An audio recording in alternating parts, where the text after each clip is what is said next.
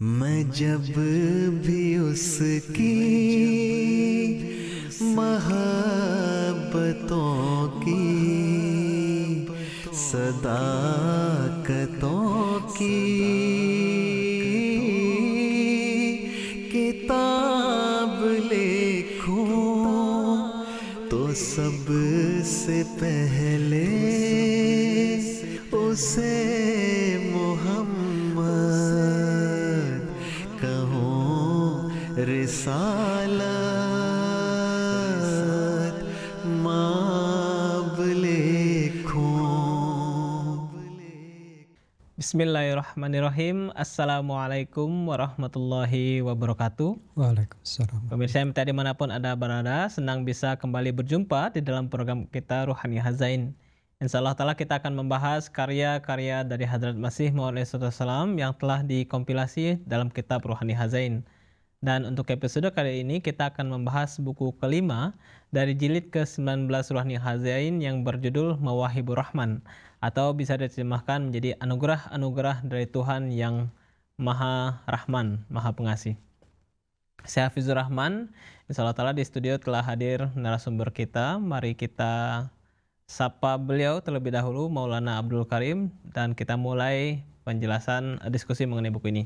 Assalamualaikum Bapak. Waalaikumsalam warahmatullahi wabarakatuh. Bagaimana Bapak hari ini? Alhamdulillah, dengan kenan Allah sehat. Sehat ya Pak ya? Baik, buku yang akan kita bahas, buku yang baru ini Pak ya. Judulnya adalah Mawahibur Rahman, anugerah-anugerah dari Tuhan yang Rahman atau Maha Pengasih. Kira-kira dalam episode kali ini, poin-poin apa saja yang akan kita bahas? Silakan Bapak. Mawahibur Rahman ini adalah buku berbahasa Arab, dan di dalam buku beliau ini, beliau sampaikan kurang lebih ada sekitar 8 bahasan dalam judul besar. Untuk sekarang kita akan membahas mungkin latar belakang dari buku ini ditulis, serta isinya dan bahasan-bahasan apa yang akan kita bahas pada kesempatan ini. Baik, kita masuk ke pertama mengenai latar belakang penulisan.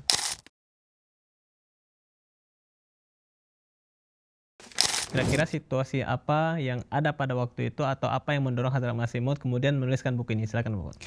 Buku ini kalau dilihat secara isi, kurang lebih isinya hampir sama dengan buku Bahteranuh yang ditulis tahun 1902. Lalu buku ini ditulis tahun 1903. Tetapi yang garis besarnya adalah buku ini ditulis oleh beliau sebagai respon atau tanggapan kepada pimpinan atau penulis di majalah Al-Liwa, majalah Mesir ya. Jadi Al-Liwa Al-Misriyah, di mana Tuan Mustafa Kamil Fasa itu beliau menyampaikan beberapa hal berkaitan kenapa Hadrat Masih Maud menolak untuk divaksin. Baik, menarik ya Pak ya. Artinya di sini ada kurang lebih secara isi sama dengan Bahteranuh ya Pak. Ya. Kalau misalkan dilihat dari tahun penulisannya juga tidak jauh ya Pak ya. Bahteranuh itu dari 1902, kalau buku ini 1903. Tadi Bapak menyinggung mengenai buku ini ada 8 bab ya Pak ya. Tentunya kalau misalnya kita bahas pada kesempatan kali ini tidak akan selesai semuanya. Kira-kira apa saja yang akan kita bahas, bagian mana saja yang akan kita bahas, Pak? Ya. Jadi bab-bab yang ada di buku ini, bab pertama atau bahasan pertama yang kita katakan mungkin bab pertama, bab kedua, bab ketiga, keempat, sampai kelima itu kurang lebih berupa respon terhadap penulis surat kabar Mesir Al-Liwa ya, yang menerangkan bahwa dalam hal ini beliau menyampaikan keberatan kepada Hadrat Masih Maud mengenai kenapa beliau tidak melakukan vaksin. Jadi untuk kesempatan ini kita akan menyampaikan bahasan pertama adalah respon terhadap penulis Al-Liwa. Kemudian bahasan keduanya adalah menerangkan mengenai wujud penyembuh. Jadi di dalam bab ini Al-Bayan Ma'asyafi. Jadi di tahun tersebut kan sedang mewabah taun ya, berupa wabah pes di tahun-tahun tersebut. Sampai kalau di buku Bahteranuh disampaikan tahun 1902 itu adalah merupakan vaksinasi kedua. Ya, jadi ketika buku ini ditulis pun untuk menanggapi atau respon terhadap penulis Al-Liwa tersebut pun ya masih berkecamuk wabah taun atau pes tersebut ya. Ya, jadi di sini di bab kedua ini akan menyerangkan siapa sih wujud penyembuh yang sebenarnya ya, yaitu wujud Allah Ta'ala dan hal-hal apa saja yang beliau di sini diberikan perlindungan oleh Allah Subhanahu wa taala sampai-sampai beliau menolak vaksin serta mengenai ketawakalan beliau kepada zat Allah Subhanahu wa taala. Baik, menarik sekali ya Pak ya. Artinya bab 1 sampai 5 kurang lebih sama mengenai judulnya, mengenai intinya adalah respon terhadap penulis di surat kabar Al-Liwa ya Pak ya. Al-Liwa ini adalah surat kabar dari Mesir ya Pak ya. Nah, kita masuk ke bagian pertama, artinya respon pertama ya Pak yang Hazrat Masih Maud berikan. Apa respon yang beliau tuliskan di sini Pak? Di bagian halaman pertama di buku ini beliau menulis sumpah kepada Allah Subhanahu wa taala ya di sini. Jadi ahlifu billahi kulaman balagothu hadihil auraq. Jadi beliau bersumpah jadi kepada siapa saja orang yang di mana risalah beliau sebagai tanggapan tersebut sampai ayyushi'uha, lalu si risalah itu oleh orang tersebut disiarkan atau dipublikasi fi jaraidihim, di surat kabar mereka. Jadi mudah-mudahan Allah Subhanahu wa taala memberikan ganjaran kepada pihak-pihak atau pimpinan ataupun redaksi surat kabar tersebut. Diberikan judul yang sangat besar, Al-Liwa, kemudian wa ayatum minas sama. Jadi tanggapan ini pun adalah secara khusus adalah untuk menanggapi tulisan Tuan Mustafa Kamil Fasa sahib ya di dalam surat kabar Al-Liwa, dan yang kedua adalah ayatun minas sama. Nah, jadi di dalam tanggapan tersebut pun ada tanda ataupun mujizat yang ada di balik sokongan Allah Subhanahu wa taala. Berikut saya akan sampaikan beberapa petikan dari tulisan Hajat Masih Maud Salam tersebut ya. Jadi di awal beliau akan sampaikan secara garis besar ya, apa sih sebenarnya isi yang disampaikan di dalam surat kabar tersebut. Saya akan bacakan. Qad i'taradu alaina sahibul liwa afallahu anhu wa ghafarallahu lahu khata'ahul ladzi sadara minhu min ghairi azmil idza ya. Jadi di sini beliau sampaikan penulis Al-Liwa yang dimaksud adalah Tuan Mustafa Kamil Pasha. Jadi beliau sudah menyampaikan keberatan kepada kami ya. Mudah-mudahan Allah Subhanahu wa taala memaafkan beliau ya dan juga memberikan ampunan kepadanya, itu Hajat Masih Maud Salam atas kekeliruannya, di mana dari tulisan tersebut dipublikasikan ya dalam bahasa Inggris ya. Beliau sampaikan bahwa si Hajat Masih Maud Salam ini adalah beliau mendakwakan sebagai Al-Masih ya di beberapa negeri Hindustan ya. Maksudnya kan kalau dulu mungkin Hindustan itu termasuk yang cakupannya mungkin lebih luas dibandingkan dengan yang ada sekarang ya. Jadi di sini orang ini mendakwakan nubuah kenabian dan pengakuannya sebagai Isa ya, Hajat Isa atau Al-Masih Al-Maud, di mana wujud Nabi Isa atau Masih Maud ini bertujuan untuk menghimpunkan orang-orang kepada agama yang satu. Jadi untuk menghimpun orang-orang kepada satu agama yaitu agama Islam dan membimbing mereka kepada jalan ketakwaan. Tetapi penulis Tuan Mustafa Kamil Fasha ini beliau sampaikan bahwa Hajat Masih Maud Salam ini beliau berpendapat bahwa vaksin untuk pengobatan wabah pes yang menjangkit di tahun-tahun tersebut itu laisa bimufidil linnas. Beliau sampaikan itu tidak memberikan banyak faedah. Nah, jadi di sini disampaikan kenapa Hajat Masih Maud Salam menyampaikan hal tersebut. Sebenarnya sudah ada bantuan atau wahyu samawi dari Allah Ta'ala.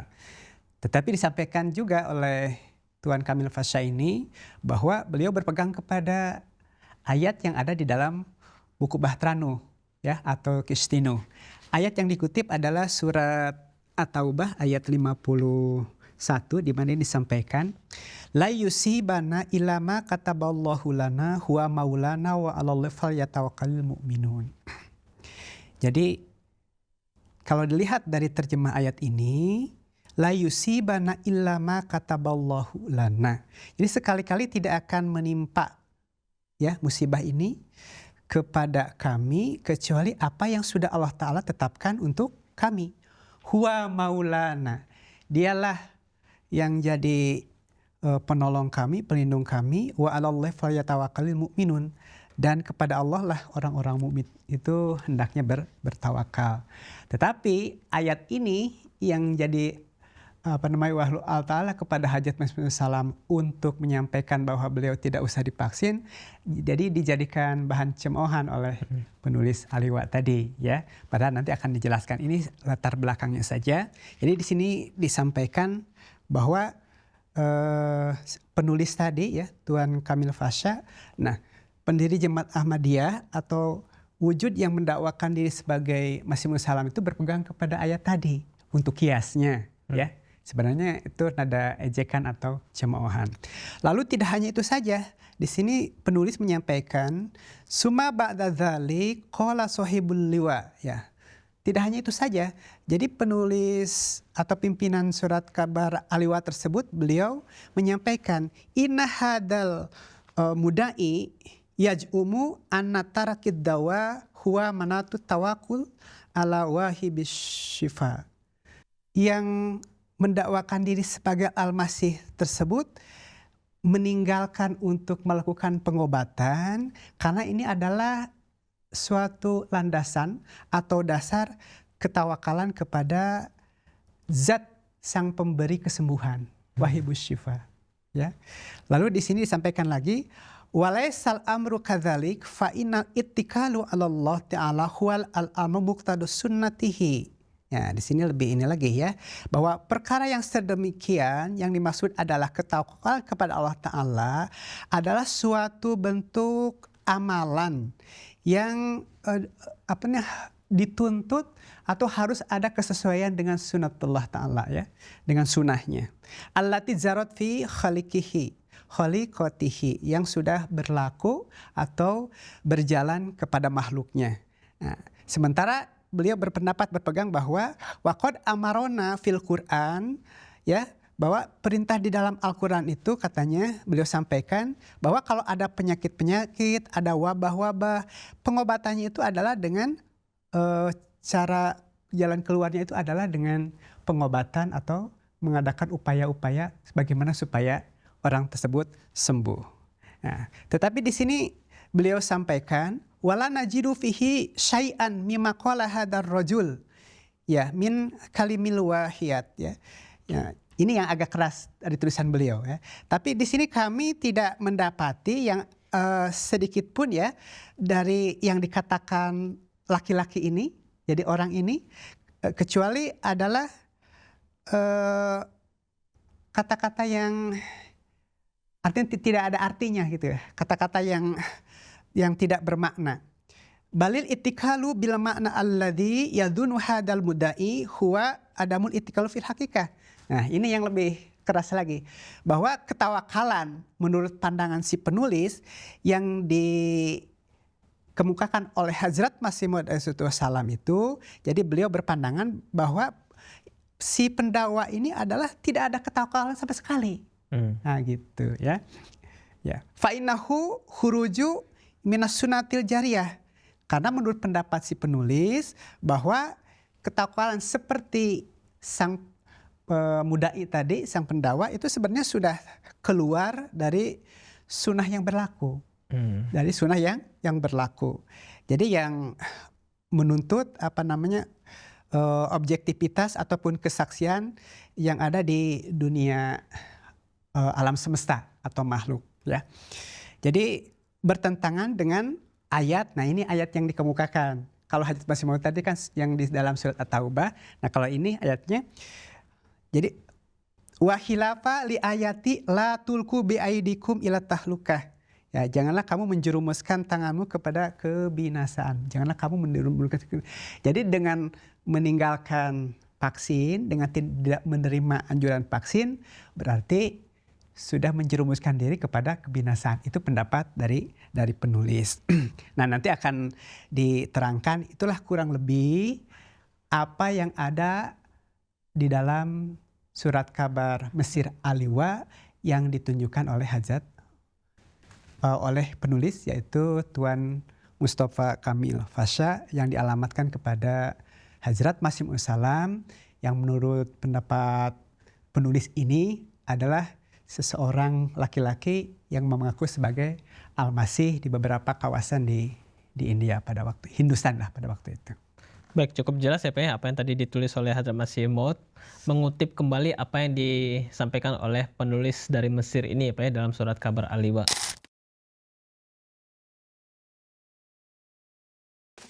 Yang bagian kedua, Hazrat Masih Maud tadi Bapak sampaikan, di bagian kedua Hazrat Masih Maud kemudian menjelaskan mengenai wujud penyembuh, sang penyembuh ya Pak ya. Kurang lebih Hazrat Masih Maud menjelaskan seperti apa? Silakan Pak. Sebelum masuk ke sana, mungkin kita di bab pertama itu akan menyampaikan apa respon, baru nanti ke bab yang keduanya. Baik. Jadi kalau tadi kan hanya menyampaikan latar belakang, ya. Nah sekarang apa respon terhadap, agak panjang sih di bab pertama juga untuk respon, tapi paling tidak kita akan mengupas inti-intinya ya. Jadi di sini beliau sampaikan hada maqala sahibul liwa. Jadi hal-hal yang tadi saya sampaikan di atas, inilah atau hal itulah yang ditulis oleh pimpinan dari surat kabar Al-Liwa. Ya, fal asab, ya, kulal asab alaihi. Jadi innahu i'tarada qabla ayyufatish wa tajanna. Nah, jadi beliau sampaikan yang pertama.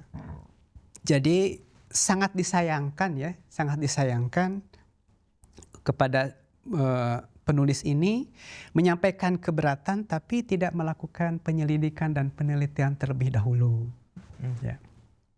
Walama qara'tu ma asya'a wa amla qultu ya subhanallah ma hadzal kidbi alladhi ala maqulihi jaro. Ya. Jadi beliau subhanallah, apa nih yang dikatakan orang ini gitu kan ya. Jadi ketika saya baca apa yang disiarkan dan apa yang ditulis, jadi saya hanya bisa mengatakan subhanallah ya. Subhanallah, maksudnya Allah. Aduh, kebohongan apa lagi ya? Kebohongan macam apa yang dia lakukan oleh orang ini terhadap tulisannya ya, terhadap tulisannya. Wa ini matawahat qattu bihada. Jadi sebenarnya beliau sampaikan ya, jadi beliau tidak berpikiran seperti itu. Jadi apa yang ditulis itu sebenarnya tidak menggambarkan apa yang sebenarnya dimaksudkan oleh beliau ya. Jadi fa kaifa ilayya hadal qaul yu'za, bagaimana hal ini perkara-perkara yang beliau tulis tadi dialamatkan atau dinisbahkan kepada saya ya. Yatlubuni fi nayati wa ana ala basati wa yubayyinu ma fahat bihi bisuratin ukhra ya. Jadi ini amrun yukallimun rabbi. Beliau sampaikan di sini bahwa sebenarnya aku ini adalah wujud yang diajak berbicara oleh Allah Subhanahu wa taala, dan Allah taala dari sisinya memberikan pengajaran kepadaku, lalu memberikan pendidikan yang baik, memberikan wahyu dan rahmat dari sisinya, dan aku hanyalah mengikuti apa yang diwahyukan.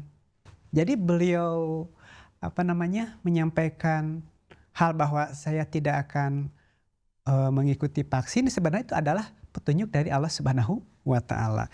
Tetapi yang lebih menarik lagi di dalam tanggapan beliau ini adalah ada disampaikan ya, untuk tambahkan kepada beliau. Jadi lebih kepada sebenarnya kalau sesuatu terjadi, misalkan penyakit wabah, memang ada asbab, ada sarana-sarana yang untuk sembuh atau berobat tersebut harus dilakukan, atau itulah jalannya. Tetapi hakikat yang sebenarnya adalah itu adalah jalan atau sebab atau sarana.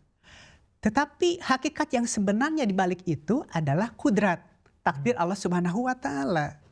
Jadi kalau Allah Ta'ala sudah menentukan takdirnya, walaupun tidak melakukan vaksin atau pengobatan, kalau ditakdirkan sembuh ya sembuh gitu kan.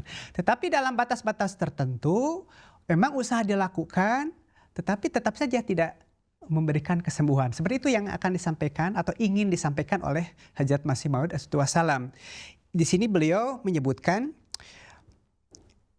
U'tilatil kudroh al-bahat wa baqiyal asbab. Ya, jadi di sini kalau demikian, kalau orang hanya berpegang kepada sarana-sarana duniawi tadi, pengobatan, lalu menganggap bahwa takdir Allah Ta'ala itu libur gitu ya, libur, nah, di mana letak kekuasaan Allah Ta'ala Al-Qadir gitu.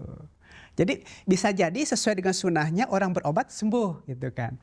Boleh jadi orang tidak berobat tapi dengan takdir Allah Ta'ala dia akan sembuh gitu kan. Ya dua-duanya berlaku. Nah itulah menunjukkan qadir atau kekuasaan Allah Subhanahu wa Ta'ala. Tetapi yang ingin beliau sampaikan di sini ya, bahwa beliau sampaikan kepada penulis ya, jadi tidakkah Anda tahu bagaimana Allah Subhanahu wa Ta'ala menciptakan Adam dan juga Nabi Isa gitu kan. Kan gitu kan, tanpa bapak gitu. Kalau lihat sunnahnya kan, kalau ingin berketurunan punya anak ada Ayah dan ibu. Ayah dan ibu, begitulah. Ini sebagai pengantarnya. Lalu berikut disampaikan, tatlu dzikrahuma. Di sini Anda kan baca juga riwayat atau penyebutan kedua wujud Adam dan Nabi Isa di dalam Al-Qur'an. Apakah setelah itu Anda melupakan gitu kan? Anasitu kisah Al-Kalim. Apakah Anda juga melupakan kisah Al-Kalim Hajat Musa alaihi wassalam? Ya, ketika beliau membelah lautan besar, lalu beliau melewati lautan, lalu lewat Nabi Musa itu sendiri, di belakangnya ada ta'yidat atau sokongan Allah Ta'ala, beliau bisa menenggelamkan Fir'aun yang laim, itu yang kejam. Ya, gitu kan. Nah, di sini nampak kepada kita ya, apakah ketika Nabi Musa itu salam, ketika beliau menyeberangi lautan, apakah ada perahu atau jenis perahu yang beliau tumpangi? Kan tidak, gitu kan. Lalu di sini juga beliau sampaikan, apakah Allah Ta'ala menceritakan kisah Nabi Musa ini adalah suatu hal yang sia-sia? Tidak ada makna sama sekali gitu kan. Nah dari sini beliau sampaikan hal itu. Ya. Jadi ketika seorang utusan Allah Subhanahu wa Ta'ala ataupun Nabi lah ataupun Rasul, ketika Allah Ta'ala menampilkan atau memanifestasikan mukjizatnya, jadi sebenarnya ada hal-hal yang didukung oleh bumi ataupun sarana-sarana bumi. Tetapi yang kepastiannya adalah di balik kejadian itu ada wujud atau tangan Allah Subhanahu wa Ta'ala. Ini sebenarnya yang ingin digambarkan oleh Hajat Masih Maud Wassalam kepada penulis. Itu yang dimaksud. Itu mungkin kurang lebih secara singkat untuk bab pertamanya. Dan untuk yang bab kedua di sini beliau sampaikan adalah sedikit saja. Di bab kedua ini judul besarnya adalah Al-Bayanus Syafi. Jadi ada keterangan mengenai Asy-Syafi, wujud penyembuh fi hadal bab. Di bab ini ya, wa tafsilu ma alja'ani ila tarki tat'im. Jadi di sini juga ada penjelasan secara rinci, secara detail mungkinnya kalau kita kupas secara detail. Jadi hal-hal apa saja yang membuat saya itu berpatokan, berlindung atau berpegang, kenapa saya harus meninggalkan tidak melakukan vaksin, gitu kan? Dan bagiannya selanjutnya adalah ketakwakalan kepada Rabbil Arbab, ketawakalan kepada Tuhan, Tuhan yang hakiki. Karena di dunia ini ada orang-orang lain yang menuhankan Tuhan selain Tuhan Allah gitu ibaratnya ya. Jadi di sini dijelaskan di dalam judulnya saja, jadi at-tawakkul ala Rabbil Arbab.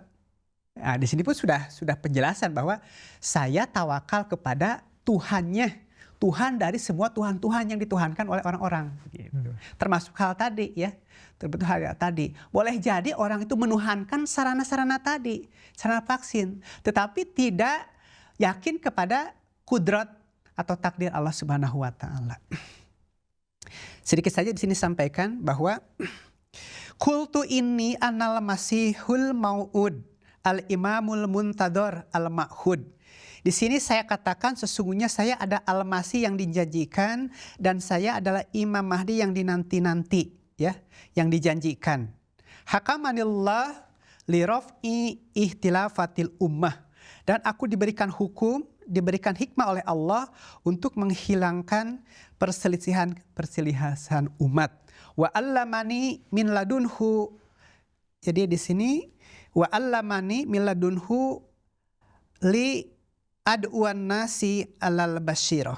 Dan di sini saya diajarkan oleh Tuhan sendiri untuk menyeru orang-orang supaya matanya melek. Seperti itu. Jadi hal tadi yang beliau sampaikan itu ada salah satunya adalah ya di ad'uan nas basyirah. Jadi supaya orang itu melek, melihat gitu. Jadi tidak hanya lihat satu sisi saja, bahwa di balik itu sebenarnya ada wujud, di balik wujud, ya, waraul wara gitu ya. Jadi di balik yang memberikan sana. Jadi supaya orang itu tawakal itu betul-betul oke, pemerintah memberikan bantuan dengan biaya besar untuk dengan vaksin, tapi yang ingin disampaikan, nah di balik upaya manusia ketika sembuh, nah ada wujud itu yang memberikan kesembuhan seperti itu. Dan meninggalkan vaksin karena sudah ada janji dari Allah Subhanahu wa taala, itu juga merupakan takdir yang lain. Itu mungkin sedikit saja kalau kalau disampaikan lebih mendalam lagi mungkin akan memakan waktu yang lebih banyak lagi. Baik, jazakumullah Pak. Ini penjelasan sangat luar biasa ya Pak yang tadi Bapak sampaikan. Ini baru 2 bab ya Pak yang kita bahas ya. Ada 8 bab yang beliau tuliskan di sini. Yang sangat menarik di sini adalah saya juga teringat terhadap satu hal yang Hadrat Masih sampaikan di buku Bahteranuh ya Pak ya. Beliau menyampaikan kurang lebih bahwa jika tidak ada halangan dari Samawi untuk melakukan vaksin, maka beliau akan menjadi orang yang pertama untuk divaksin ya Pak ya. Tetapi di sini beliau jelas mengatakan bahwa aku melakukan apa yang diperintahkan kepadaku melalui wahyu ya Pak ya. Artinya beliau menolak vaksin itu adalah atas perintah Allah Ta'ala untuk tidak melakukan vaksin, tetapi bukan menolak tidak setuju dengan tindakan pemerintah untuk memvaksin ya Pak ya. Karena di sini beliau ingin menunjukkan satu tanda Allah Ta'ala yang tadi adanya wujud Allah Ta'ala yang yang qadir ya Pak, yang maha kuasa dan maha penyembuh. Jadi janganlah kita juga menuhankan sarana-sarana duniawi sebagai Tuhan yang akan menyembuhkan, tetapi di balik itu adalah adanya wujud sang penyembuh yang melalui sarana-sarana itu Allah telah memberikan penyembuhan. Tetapi di balik itu jika ada orang yang tidak sembuh melalui sarana-sarana tersebut, maka itu adalah takdirnya, ada takdir dari Allah Ta'ala bahwa dia tidak sembuh melalui vaksin tersebut. Ya Pak ya, kurang lebih ya Pak ya. Sangat luar biasa penjelasan Bapak. Mungkin sampai sini diskusi kita mengenai bagian ini dari buku ini. Kita akan bertemu lagi di episode selanjutnya masih membahas buku yang sama. Jazakumullah Bapak. Ya, jazakumullah khair. Baik. Pemirsa MTA dimanapun Anda berada, demikianlah pembahasan kita mengenai buku Mawahibur Rahman, anugerah-anugerah dari wujud yang Maha Rahman, Maha Pengasih. Tentunya pembahasan ini masih akan berlanjut ke bagian-bagian berikutnya. Saya Hafizur Rahman beserta kru yang bertugas mohon undur diri. Wabillahi taufiq wal hidayah. Assalamualaikum warahmatullahi wabarakatuh. Waalaikumsalam warahmatullahi wabarakatuh.